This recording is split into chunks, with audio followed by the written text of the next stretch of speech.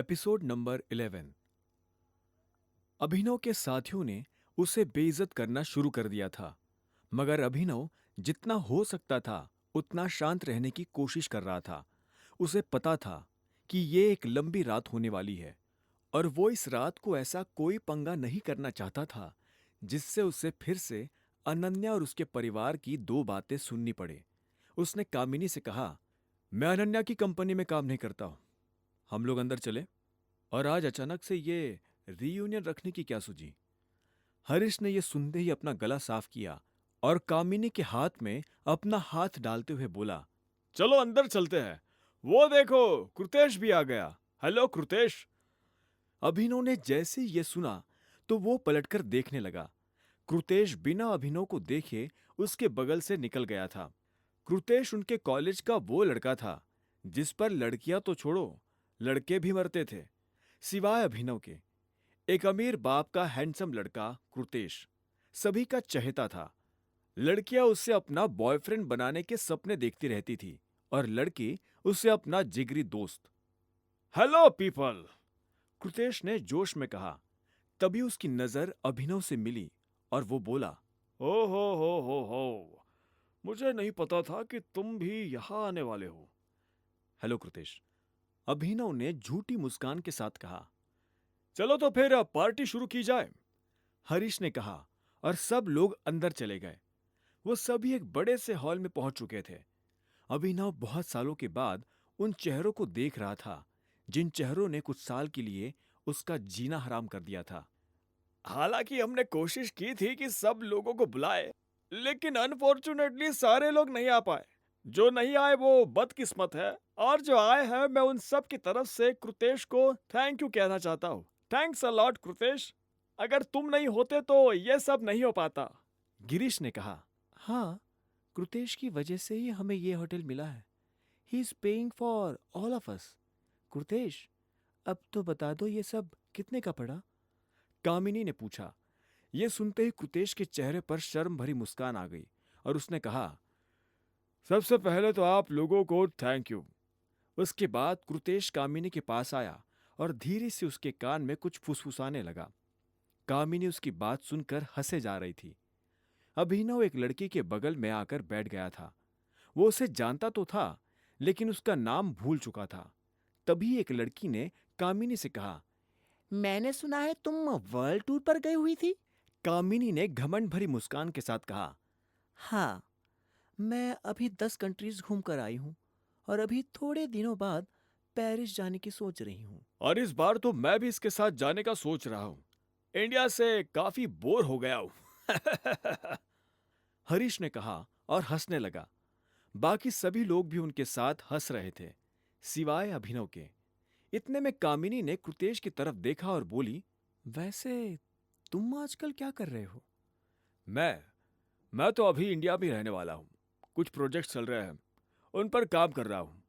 By the way, हम लोगों को ऑर्डर प्लेस कर देना चाहिए। जिसे जो खाना हो, जो पीना हो, वो ऑर्डर कर सकता है। And yes, don't worry about the bills. यह सुनते ही अभिनव को हंसी आ गई। वो जानता था कि कृतेश शो ऑफ करने की कोशिश कर रहा है। देखना, ये अपने पापा की किसी कंपनी को संभालने के लिए यहां रुका होगा। इतने में डेविड नाम के एक लड़के ने कहा, तुम लोगों को पता है, पूरे देश की अमीरों की लिस्ट में अभी कृतेश के पापा का भी नाम ऐड ऑन हुआ है। नाम तो अभी ऐड हुआ है, पर अमीर तो इसके पापा पहले से ही थे, नहीं कृतेश? इतने में कामिनी ने कहा। वो दोनों एक दूसरे को जिस तरह से देख रहे थे, ऐसा लग रहा था कि उन दोनों में कुछ खिचड़ी पक रही है। अभिनव की नजर सिर्फ कृतेश पर थी। उसका घमंड वक्त के साथ बढ़कर कम नहीं हुआ, बल्कि और ज्यादा हो गया था। हाँ, लेकिन तुम्हें पता है ना, उस लिस्ट में सबसे ऊपर किसका नाम आता है? टाइगर का। इतने में एक लड़के ने धीरे से कहा। यह सुनते ही हरीश बोला, टाइगर का? हाँ, उसके पास अभी भी बहुत सारे एसेट्स है। टाइगर सबसे ऊपर है और उसके बाद है दिक्पाल छिंगावत। हाँ, पर यहां तो सबसे अमीर कृतेश ही है ना? कामिनी ने बात छुपाने के लिए कहा। उसकी बात पर हर कोई आपस में जरूर बात करने लगा था, लेकिन कोई भी जोर से कुछ नहीं बोल रहा था। अभिनव उन्हें यह सब करते देख बस हंस रहा था किसी को पता नहीं था कि वो टाइगर है। अभिनव यही सोच रहा था कि जब उन्हें उसकी असली पहचान का पता चलेगा तो वो कैसे रिएक्ट करेंगे। लेकिन ये सच जानने में उन्हें जमाना लग जाएगा। क्या बात है अभिनव? इतनी हंसी क्यों आ रही है भाई? इतने में एक लड़की ने अभिनव की तरफ देखते हुए पूछा। इतने में एक और लड़की ने कहा, पहले तो ये बताओ कि इसे यहाँ बुलाया किसने है? मैंने बुलाया है। ये भी हमारा क्लासमेट रहा है नहीं? हम लोग क्लास में जरूर साथ बैठते थे, लेकिन अब हम साथ नहीं बैठ सकते। हाँ, मैंने भी सुना है कि ये डिलीवरी बॉय की नौकरी करता है। आ, मुझे लगता है कि आप लोगों को मेनू देखना चाहिए। खाना बनने में भी तो टाइम लगता है ना। अभिनव ने बात पलटते हुए कहा। वो इनमें से किसी को भी जवाब नहीं देना चाहता था, लेकिन उसकी इस बात से बाकी लोग भड़क उठे।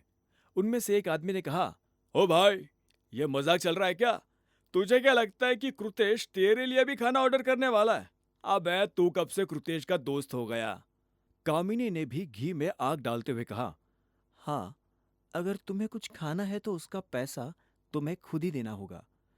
लेकिन यह सुनते ही कृतेश ने अपना हाथ उठाया और सभी को शांत करवाते हुए बोला, अरे कामिनी, कैसी बात कर रही हो?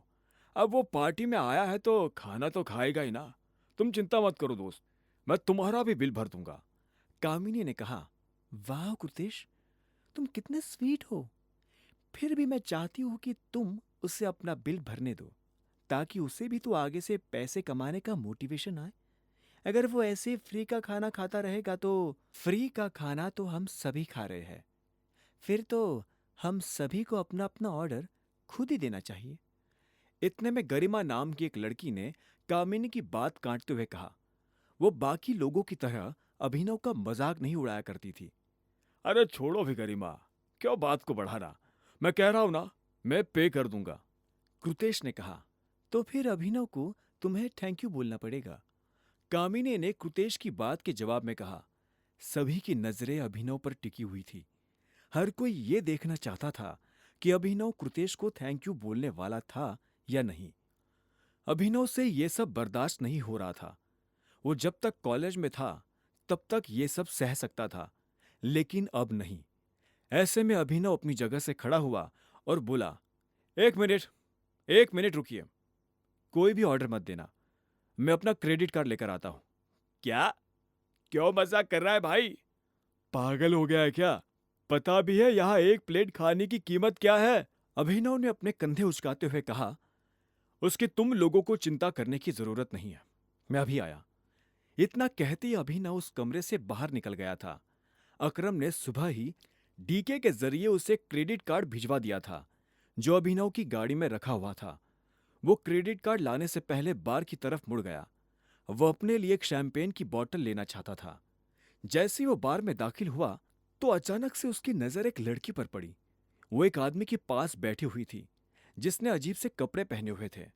वो लड़की उससे दूर होने की कोशिश कर रही थी, लेकिन वो लड़का उसे बार बार अपनी तरफ खींचने की कोशिश कर रहा था।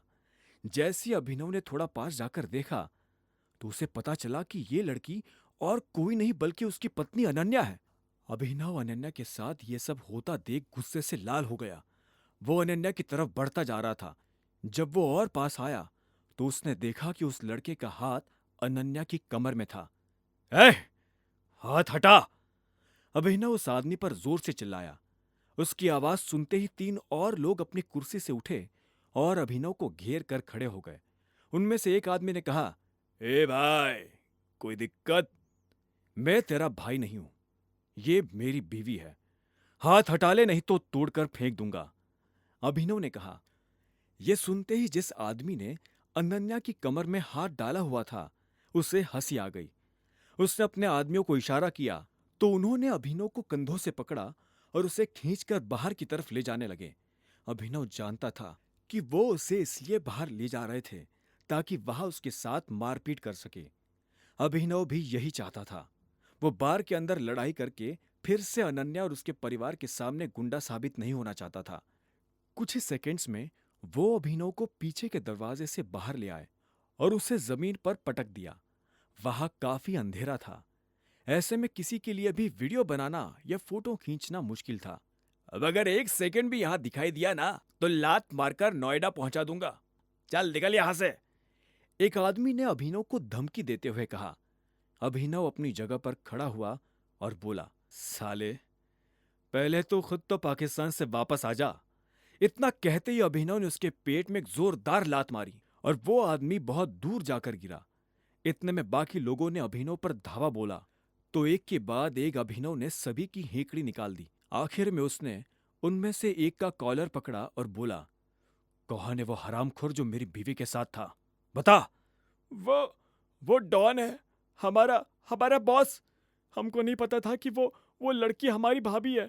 वो जब अंदर आई तो डॉन की नजर उन पर टिक गई और उसके बाद। इससे पहले कि वो आगे कुछ कह पाता, अभिनव ने उसे एक और लात मारी और वो लड़का नीचे गिर गया। अभिनव का दिमाग खराब हो गया था। उसने जितना सोचा था, इस शहर में उससे ज्यादा माफिया ग्रुप्स एक्टिव हो गए थे। ऐसे में अभिनव नीचे झुका और बोला, तुम लोग किसके लिए काम करते हो, टाइगर या छिंगावत?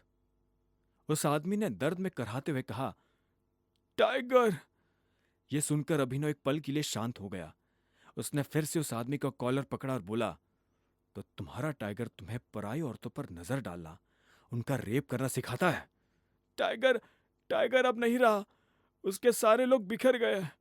कोई किसी की नहीं सुनता। आपको क्या लगता है हम अकेले ऐसे हैं जो ये सब कर रहे हैं? अब टाइगर नहीं है तो लोगों ने अपने अपने ग्रुप्स बनाना शुरू कर दिए हैं और छिंगावत मोंटी को उड़ाना चाहता है ताकि टाइगर ब्रांड का पत्ता साफ हो जाए। उसकी बातें सुनकर अभिनव को यह समझ नहीं आ रहा था कि आखिर टाइगर को गए हुए कितना वक्त हो गया था। वो कुछ कहने की हालत में नहीं था। उसे लगा कि ये लोग जो कर रहे थे उसमें उनकी कोई गलती नहीं है। ऐसे में अभिनव ने उस आदमी को हाथ दिया और बोला, उठ, खड़ा हो, हॉस्पिटल जा, अपना बिल अकरम के ऑफिस में भिजवा देना, मैं क्लियर करवा दूंगा। क्या आप अकरम को जानते हो? यह सवाल सुन फिर से अभिनव चुप हो गया था। उसे इस वक्त इन लोगों को अपनी पहचान बताना सही नहीं लग रहा था। ऐसे में उसने कहा, मैं टाइगर की टीम का कोर मेंबर हूं। अभिनव का दिल ये कहते हुए तेजी से धड़क रहा था।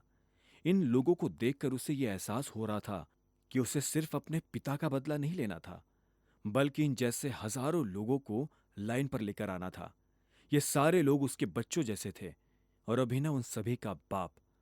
उन लोगों को रवाना करने के बाद अभिनव फिर से बार में दाखिल हो गया था।